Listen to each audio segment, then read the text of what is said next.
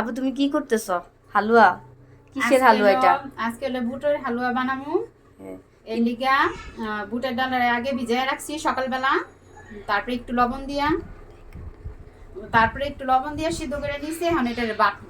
ও আচ্ছা, বাট। বাইটা তারপরে হালুয়া বানাবো। আগে বাইটা লই, হুম। তারপর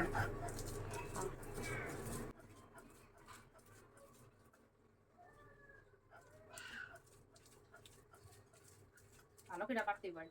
মিহিন হবে। হ্যাঁ, মিহি করে বাইটা তারপরে ইয়া করবো।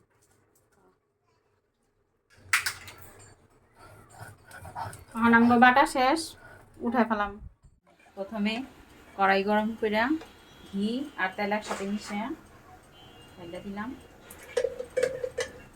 শুধু ঘি দিয়েও করা যায়, কিন্তু ঘিয়ের এইটা আবার একটু স্ট্রং হয়ে যায়। সাথে একটু তেল মিশাইছি। তারপর হলো গরম মশলা দিলাম। গরম মশলা দিয়ে একটু ভাজবো।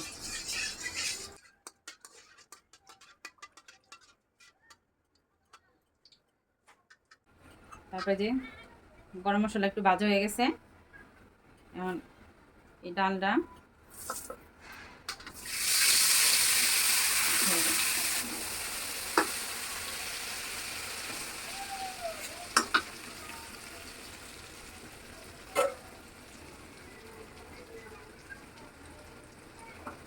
তেলের সাথে মিশিয়ে ফেলাম।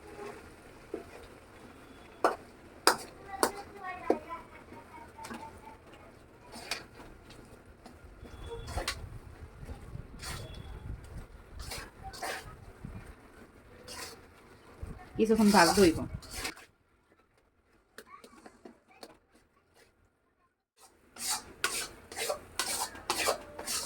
ঘন ঘন লাড়ার উপরে রাখতে হবে।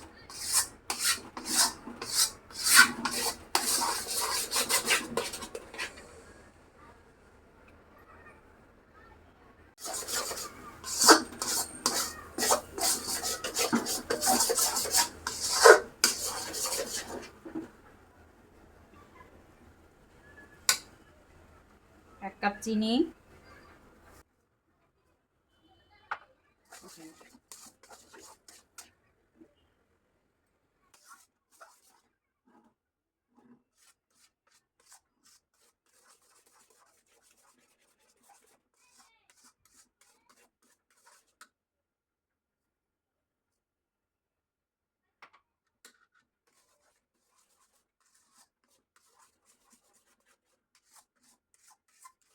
এখন অনবরত নাড়তে হবে।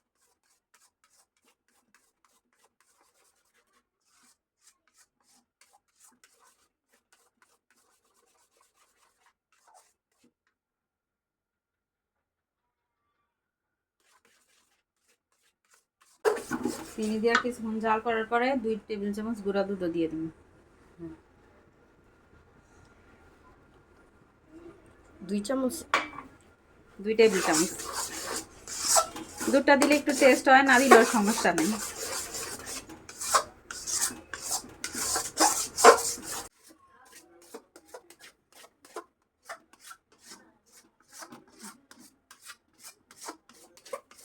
ঘন ঘন নাইরে এটা শুকায় ফেলেছি পানিগুলো? হ্যাঁ, ঘন ঘন না নাড়লে তারপর লেগে যাব।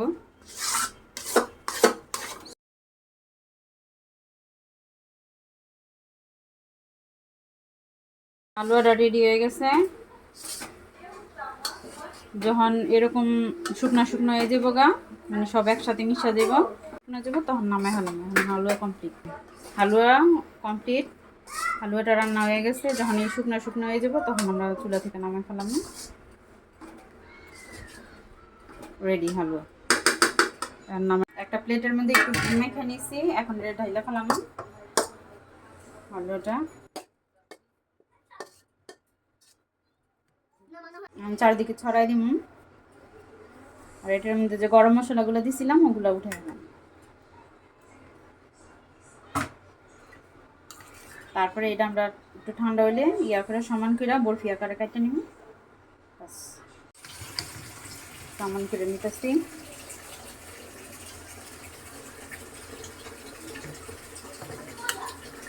চাইলে ডিজাইনও করা যায়, ডিজাইন করার দরকার নেই। তৈরি হয়ে গেল আমাদের বুটের হালুয়া। মজার হালুয়া, সবাই খেয়েই দেখবে।